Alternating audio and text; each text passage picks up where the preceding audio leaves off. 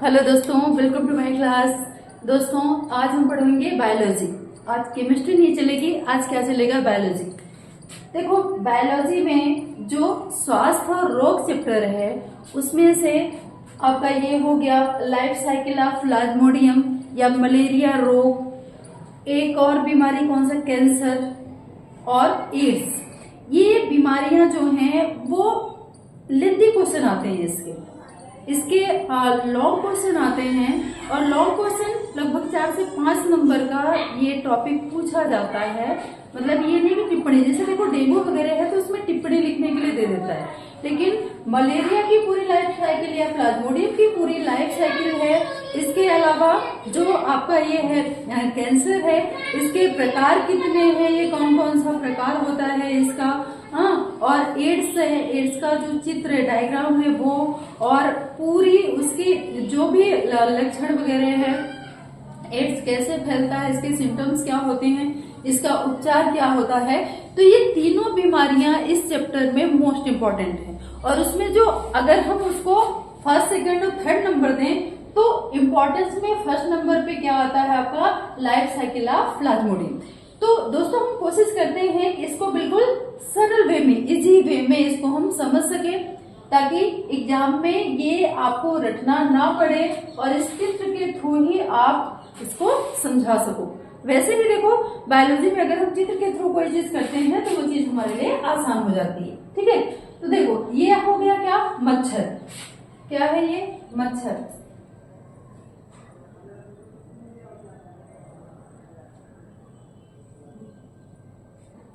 ठीक है, अब मच्छर ने जैसे ही किसी संक्रमित व्यक्ति को, मलेरिया से ग्रसित व्यक्ति को काटा, तो देखिए इसके लार में होते हैं क्या? स्पोरोजोइट। क्या बोलते हैं इसको? स्पोरोजोइट। ठीक है, अब ये जो स्पोरोजोइट है, जैसे ही किसी ये जो संक्रमित मच्छर है जिसने किसी संक्रमित व्यक्ति के अंदर से मलेरिया, जो मलेरिया का आपका स्पोर्स है, बीजाणु है, वो लिया।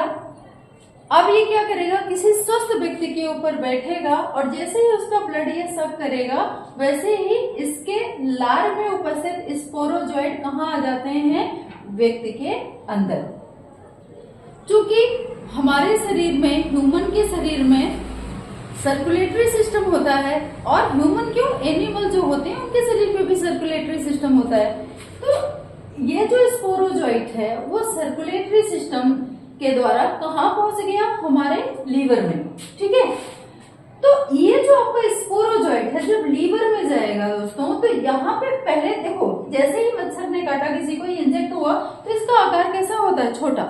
लेकिन जैसे ही लीवर में जाता है तो लीवर में इसका आकार बड़ा हो जाता है। क्यों?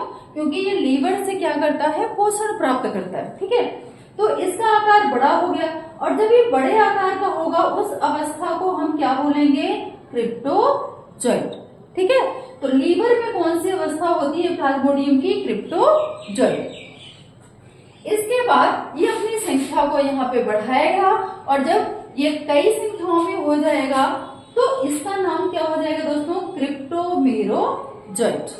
ठीक है, ध्यान रखना, लीवर में अटैक किया, लीवर की कोशिकाओं को इन्फेक्टेड किया, तो ये अवस्था जब ये लीवर में प्रवेश करता है तो क्या कहलाती है? क्रिप्टोजोइट।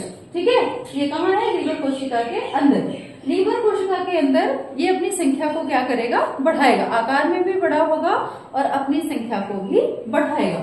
तो संख्या जब बढ़ गई तो वो वाली स्थिति क्या कहलाती है? क्रिप्टोमेरोजोइट। ये सारी अवस्थाएं कहाँ पे हो रही हैं? आपके लीवर में। ठीक है, अब हमने आपको बताया था कि जैसे ये अलैंगिक चक्र है, अलैंगिक चक्र किसमें होता है? ह्यूमन में। तो ये यहाँ पे कौन सा चक्र चल रहा है? अलैंगिक चक्र, जो ह्यूमन में है। अब अलैंगिक चक्र में पहला क्या है? बाह्य इरिथ्रोसाइटिक चक्र। इरिथ्रोसाइट्स का मतलब होता है दोस्तों आरबीसी। ठीक है, इसका मतलब क्या है? आरबीसी। तो बाह्य इरिथ्रोसाइटिक चक्र मतलब ये सारी चीजें कहाँ हो रही हैं? रेड ब्लड सेल के बाहर, मतलब किसके अंदर? लीवर के अंदर, लीवर कोशिका के अंदर। अब ये संख्या में बढ़ा क्रिप्टोमेरोजोइट हो गया। फिर जब ये पूरी तरह कोशिका को क्या कर लेगा, खत्म कर देगा, सारा उसका जो न्यूट्रिएंट सब ग्रहण कर लेगा और लीवर कोशिका को ये पूरी तरह से नष्ट कर देगा जिसमें इसने प्रवेश किया है। तो फिर ये लीवर कोशिका कमजोर होकर क्या हो जाएगी, फट जाएगी। फटेगी तो दोस्तों यहाँ पे दो तरह के क्रिप्टोमेरोजोइट निकलेंगे। जो छोटा होगा उसको हम क्या बोलेंगे, माइक्रो क्रिप्टोमेरोजोइट, ठीक है, और जो बड़ा है उसको क्या बोलेंगे, मैक्रो क्रिप्टोमेरोजोइट,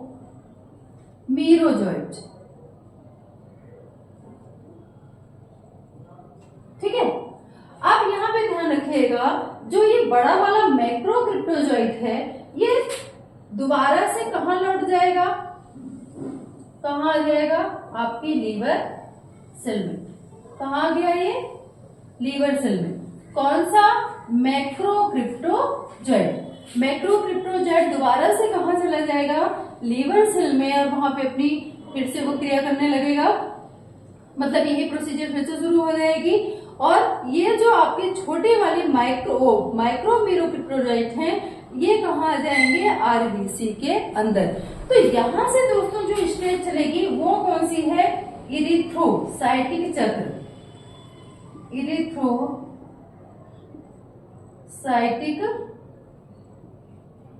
चक्र, जो ये वाली स्टेज है, ठीक है।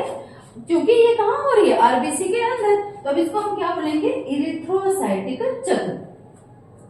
अब जब ये आरबीसी के अंदर जाएगा तो ये हमने आरबीसी की एक सेल बनाई है, तो ये अपना आकार कैसा कर लेगा, गोल।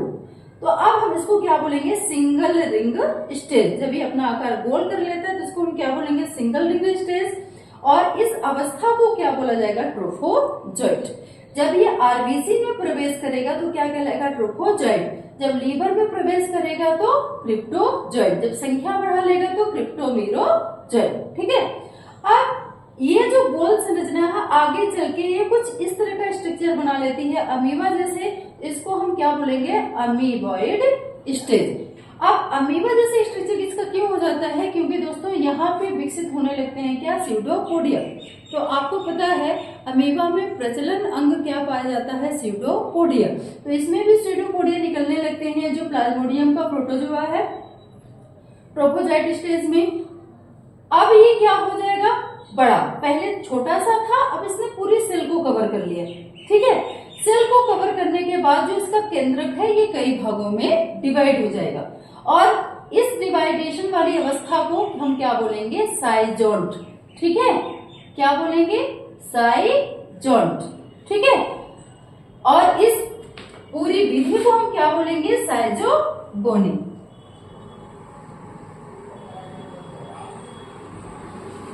ठीक है। अब ये क्या करेगा, देखो जैसे यहाँ पे लीवर की सेल, जब इसने लीवर की कोशिका को डैमेज किया तो ये क्या हो गई, फट गई, और फट गई तो ये सारे रिलीज हो गए। तो यहाँ पे जब ये आरबीसी को इन्फेक्टेड करेगा तो यहाँ पे जो आरबीसी है वो क्या हो जाएगी, फट जाएगी। तो फटने के बाद की अवस्था आपकी क्या कहलाएगी, मीरोजोइट। जब ये आरबीसी फटेगी और उससे क्या निकलेंगे, जो प्लाज्मोडियम के स्पोर्स निकलेंगे, उसको हम क्या बोलेंगे, उस अवस्था को मीरोजोइट। अब एक चीज और यहाँ पे याद रखना, जब ये आरबीसी फटती है तो यहाँ पे ये स्टेज तो मीरोजोइट कहलाती है, लेकिन आरबीसी के फटने के साथ ही इसमें एक विषैला पदार्थ भी निकलता है जिसे हम क्या बोलते हैं, हीमोजोइन। क्या बोलते हैं इसको, हीमोजोइन।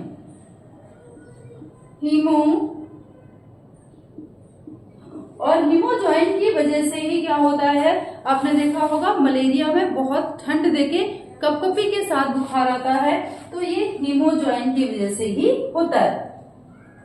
अब ये जो मीरोजोइट्स निकले हैं इसमें से दोस्तों कुछ कैसे होते हैं, छोटे, और कुछ कैसे होते हैं, बड़े।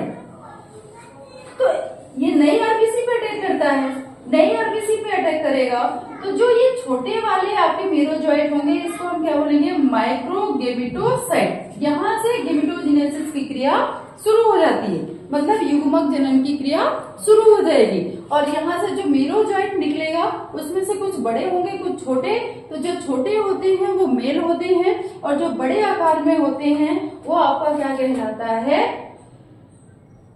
फीमेल, इसको बोलते हैं मैक्रो, मैक्रोगेमेटोसाइट। और ये किसका काम करेगी? फीमेल का। और ये आपका क्या होगा? मेल।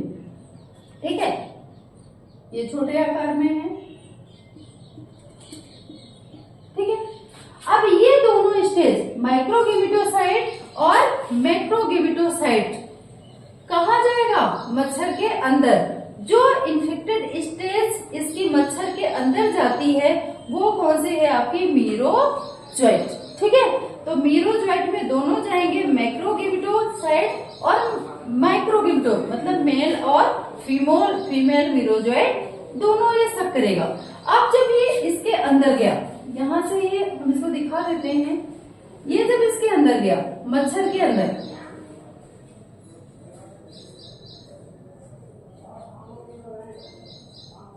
एक मिनट, इसके अंदर जाएगा ये।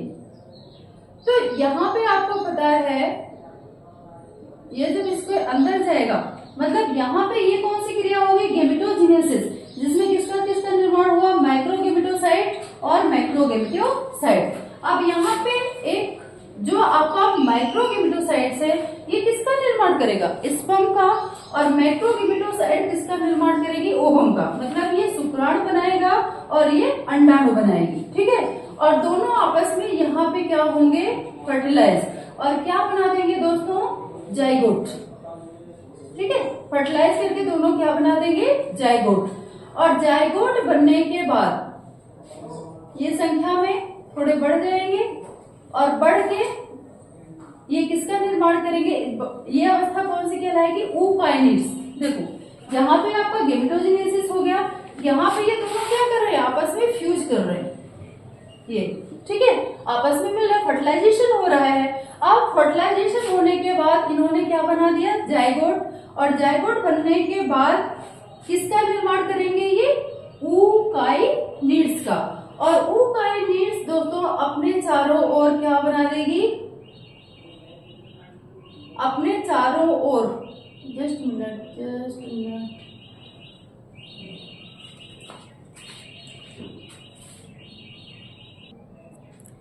तो ये दोस्तों यहाँ पे क्या बन गया? ऊकाइनिड्स। यहाँ पे ऊकाइनिड्स का फॉर्मेशन हुआ। और ये ऊकाइनिड्स दोस्तों अपने चारों ओर, एक मिनट, ऊकाइनिड्स यहां से ये जो स्टेज, जब ये जाइगोट बन गया, ऊकाइनिड्स बन गया, तो अब ये जो अवस्था है प्लाज्मोडियम की, ये कहाँ आ जाती है? अमाशय की दीवारों के पास। ठीक है, अमाशय की, ये मच्छर की अमाशय की दीवार है, तो पहले तो आहार नाल में जाएगी, फिर ये यहाँ से निकलकर कहाँ आ जाएगी? अमाशय की दीवारों में। अमाशय की दीवारों से ये पर्याप्त पोषक पदार्थ इकट्ठा करेगी और पोषक पदार्थ इकट्ठा करके ये जो आपके क्या है? जाइगोट, ये ऊकाइनिड्स, ये अपने चारों तरफ दोस्तों सिस्ट का निर्माण करते हैं, मतलब सुरक्षा कवच बना लेते हैं। और ये पोषण प्राप्त करने के बाद ये क्या हो जाते हैं? फट जाते हैं। यहां से ये क्या होगा? फट जाएगा। ठीक है, अब जो सिस्ट बनी है, यहाँ पे क्या था? ऊकाइनिड्स। ऊकाइनिड्स ने पोषण ग्रहण किया और बहुत सारी संख्या इसने अपनी बना ली। ठीक है, तो अब ये कोशिका, इनकी संख्याएं बढ़ने के कारण क्या हो जाएगी? फट जाएगी। और ये जो यहाँ से रिलीज होगा प्लाज्मोडियम, वो आपका क्या कहलाएगा? स्पोरोजोइट। स्पोरोजोइट। ठीक है, तो यही रिलीज होके कहाँ जाता है? जब मच्छर किसी को संक्रमित करता है, किसी व्यक्ति को काटता है। ठीक है, जब मच्छर किसी व्यक्ति को काटता है तो उसके अंदर जो अवस्था प्रवेश करती है दोस्तों, वो कौन सी है? आपकी स्पोरोजोइट। जो कैसे बना? मीरोजोइट के मैक्रोगेमेटोसाइट इन्होंने आपस में क्या किया? फर्टिलाइज किया, जाइगोट बनाया। जाइगोट किस में कन्वर्ट हुआ? ऊकाइनिड्स में। और ऊकाइनिड्स अपने चारों तरफ सिस्ट बनाया और सिस्ट बाद में किसका निर्माण करेगी? किसका? स्पोर्स का। और जब ये कोशिका फटेगी इसकी, तो ये कहाँ रिलीज हो जाएगा? स्पोरोजोइट, मच्छर के लार में। ठीक है, बहुत सारे स्पोरोजोइट कहाँ चले जाएंगे? मच्छर के लार में। और ये जब ये मच्छर किसी स्वस्थ व्यक्ति को काटता है, उसका ब्लड सक करता है, तो ये जो स्पोरोजोइट है वो कहाँ प्रवेश कर जाते हैं, उस स्वस्थ व्यक्ति के अंदर, और फिर से यही चक्र चलने लगता है। तो इसमें ध्यान रखिएगा, अगर आपसे ये पूछा जाता है, एमसीक्यूज में पूछा जाता है कि प्लाज्मोडियम की जो स्टेज मनुष्य के अंदर प्रवेश करती है तो वो कौन सी है दोस्तों, स्पोरोजोइट, और जो मच्छर के अंदर प्रवेश करेगी वो क्या है, मीरोजोइट। जो लीवर में इसका क्या फॉर्मेशन होके ये बनेगा, साइज में अपना आकार, मतलब ये अपना आकार बढ़ा लेगा, वो अवस्था आपकी क्या कहलाएगी, क्रिप्टोजोइट। और जब ये अपनी संख्या बढ़ा लेगा तो इसको हम क्या बोलेंगे, क्रिप्टोमीरोजोइट। जब ये फट जाएगा, फट के कहाँ चला जाएगा, मतलब यहाँ तक की स्टेज आपकी क्या कहलाएगी, इरिथ्रोसाइटिक, वो क्या, बाह्य इरिथ्रोसाइटिक चक्र, क्योंकि ये आरबीसी के बाहर हो रही है, और जैसे ही ये आरबीसी के अंदर एंटर करेगा तो इसको हम क्या बोलेंगे, इरिथ्रोसाइटिक चक्र। और यहाँ से आपकी ये जब आरबीसी में ये प्रवेश करेगा तो ये आपकी क्या कहलाएगी, ट्रोफोजोइट अवस्था। और ये फिर अमीबा जैसा स्ट्रक्चर बना के जब ये बहुत भागों में बढ़ जाएगा इसका नाभिक, तब इसको हम क्या बोलेंगे, साइजोन, और साइजोन के बाद आपका लास्ट में क्या आता है, मीरोजोइट। ठीक है, तो ये हो गया आपका life cycle of Plasmodium. I hope दोस्तों आपको ये टॉपिक क्लियर हुआ हो। वीडियो अगर आपको अच्छी लगे तो वीडियो को लाइक शेयर, चैनल पर नए हो तो चैनल को सब्सक्राइब करिए। Thank you.